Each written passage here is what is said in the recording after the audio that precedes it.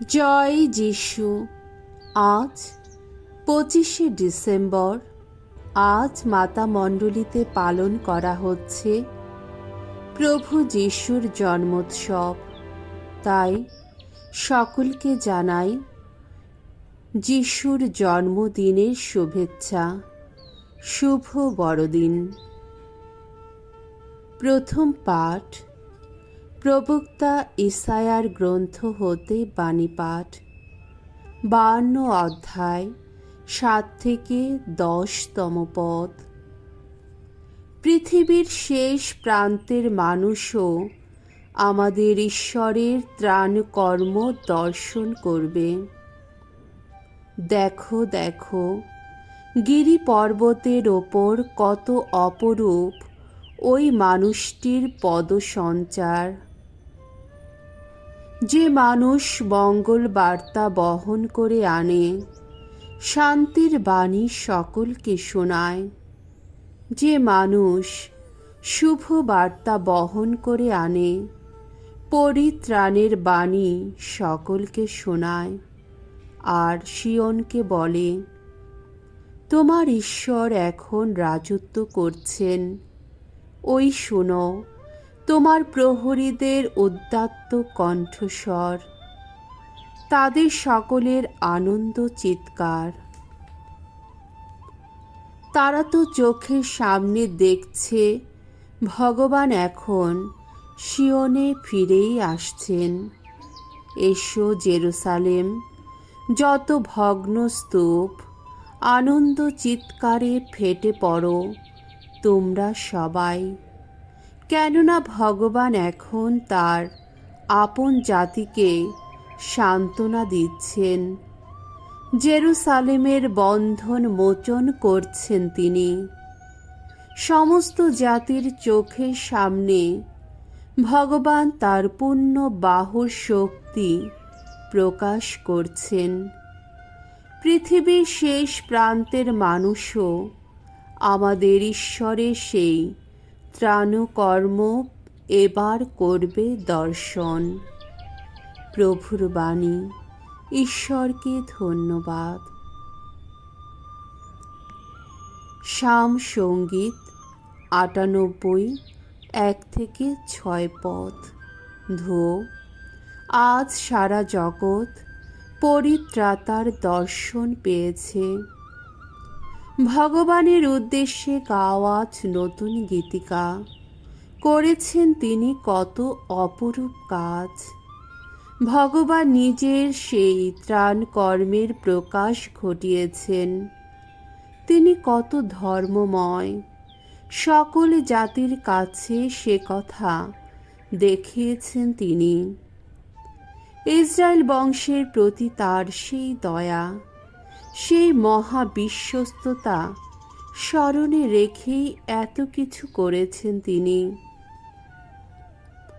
পৃথিবীর দূরতম দেশের মানুষও আহা প্রত্যক্ষ করেছে আমাদের ঈশ্বরের পরিত্রাণ লীলা। ভগবানের জয়ধ্বনি করো সমগ্র পৃথিবী, হর্ষধ্বনিতে ফেটে পড়ো, গানে গানে মেতে ওঠো। ভগবানের গুণকীর্তন করো সেতারের ঝংকারে, সেতারের ঝংকারে, সুমধুর গানে। দ্বিতীয় পাঠ হিব্রুদের কাছে ধর্মপত্র, 1 অধ্যায় 1 থেকে 6তম পদ। পুত্রের মধ্য দিয়েই পিতার পরম আত্মপ্রকাশ। প্রাচীনকালে ঈশ্বর আমাদের পিতৃপুরুষদের কাছে বহুবার বহু রূপে কথা বলেছিলেন প্রবক্তাদের মুখ দিয়ে। কিন্তু শেষ যুগের এই দিনগুলিতে আমাদের কাছে তিনি কথা বলেছেন আপন পুত্রেরই মুখ দিয়ে। সেই তারই মুখ দিয়ে, যাকে তিনি দিয়েছেন নিখিলের ওপর তার আপন অধিকার, যার দ্বারাই তিনি রচনা করেছেন বিশ্ব চরাচর। সেই পুত্র স্বয়ং পিতার মহিমা দীপ্তি। তার স্বরূপের প্রতিরূপ তিনি, এবং আপন শক্তিশালী বাণীতে তিনি বিশ্বকে ধারণ করে আছেন। সমস্ত পাপের পরিশুদ্ধি সাধন করার পর তিনি ঊর্ধ্বলোকে মহামহিমের ডান পাশেই আসন নিয়েছেন। স্বর্গদূতদের তুলনায় তিনি তো হয়ে উঠেছেন ততই মহান। তাদের নামের তুলনায় যতই মহান তার সেই নাম, পিতার কাছ থেকে পাওয়া তার সেই নাম। কারণ কোন স্বর্গদূতকেই বা ঈশ্বর কখনো বলেছেন, তুমি আমার পুত্র, আমি আজ তোমাকে জন্ম দিয়েছি, কিংবা আমি তার পিতাই হব, সে হবে আমার পুত্র। তাছাড়া তার সেই প্রথম জাত পুত্রকে জগতে নিয়ে আসার সময়ে ঈশ্বর বলেছেন, ঈশ্বরের সমস্ত স্বর্গদূত তার চরণে প্রণত হোক। প্রভুর বাণী। ঈশ্বরকে ধন্যবাদ। বাণী বন্দনা। জয় জয় প্রভুর জয়। আজ জ্বলে উঠেছে পুণ্য দিনের আলো। আজ সকল মানুষ প্রভুর নামে জয়ধ্বনি করো। আজ জগৎ জুড়ে দেখো বিকীর্ণ মহান একটি জ্যোতি। জয় জয় প্রভুর জয়। মঙ্গল সমাচার। যোহন রচিত মঙ্গল সমাচার, 1 অধ্যায়, 1 থেকে 18তম পদ।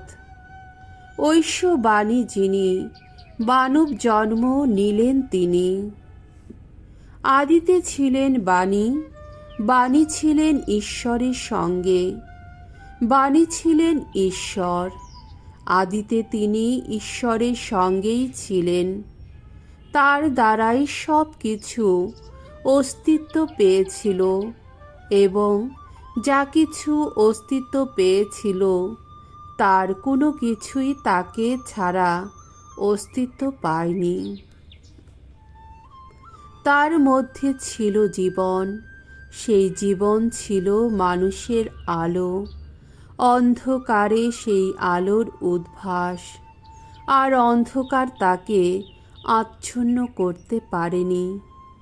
ঈশ্বর প্রেরিত একটি মানুষ আবির্ভূত হলেন, তার নাম যোহন। তিনি এলেন সাক্ষী দিতে, সেই আলোরই বিষয়ে সাক্ষী দিতে, তার কথা শুনে যাতে সবার অন্তরে বিশ্বাস জেগে উঠতে পারে। তিনি নিজে সেই আলো ছিলেন না, কিন্তু সেই আলোর বিষয়ে সাক্ষী দিতেই এসেছিলেন। তিনি সেই সত্যকার আলো, যে আলো প্রতিটি মানুষের অন্তর উদ্ভাসিত করে। তিনি তখন জগতে প্রবেশ করছিলেন, জগতের মধ্যেই ছিলেন তিনি। আর যদিও জগৎ তার দ্বারাই অস্তিত্ব পেয়েছিল, তবুও জগৎ তাকে চিনল না। তিনি এসেছিলেন আপন গৃহে, অথচ তার আপন জনেরা তাকে গ্রহণ করল না। কিন্তু যারা তাকে গ্রহণ করল, তার প্রতি যারা বিশ্বাসী হয়ে উঠল, তাদের সবাইকে তিনি দিলেন ঈশ্বর সন্তান হওয়ার অধিকার। রক্তগত জন্মে নয়, দেহের বাসনা থেকে নয়, পুরুষের কামনা থেকেও নয়, তাদেরই জন্ম ঈশ্বর থেকেই। বাণী একদিন হলেন রক্ত মাংসের মানুষ, বাস করতে লাগলেন আমাদেরই মাঝখানে, আর আমরা তার মহিমা প্রত্যক্ষ করলাম। একমাত্র পুত্র হিসাবে পিতার কাছ থেকে পাওয়া সেই যে মহিমা, ঐশ্য অনুগ্রহ ও সত্যের সেই যে পূর্ণতা, তার সম্বন্ধে এই হলো যোহনের সাক্ষ্যবাণী, এই হলো তার উদাত্ত ঘোষণা। এরই বিষয়ে বলেছিলাম যিনি আমার পরে আসছেন তিনি আমার অগ্রগণ্য, কারণ তিনি আমার আগেও ছিলেন। সত্যি তো আমরা সকলে তার সেই পূর্ণতা থেকে লাভবান হয়েছি, লাভ করেছি অনুগ্রহ আর অনুগ্রহ। মসির মাধ্যমে তো দেওয়া হয়েছিল বিধান, কিন্তু সেই অনুগ্রহ, সেই সত্য নেমে এসেছিল যীশু খ্রিস্টেরই মাধ্যমে। ঈশ্বরকে কেউ কখনো দেখেনি। পিতার হৃদয়ের কাছে যার আপন স্থান, নিজে ঈশ্বর যিনি, সেই একমাত্র পুত্রই তাকে প্রকাশ করেছেন। প্রভুর মঙ্গলময় বাণী। খ্রিস্ট প্রভু তোমার প্রশংসা হোক।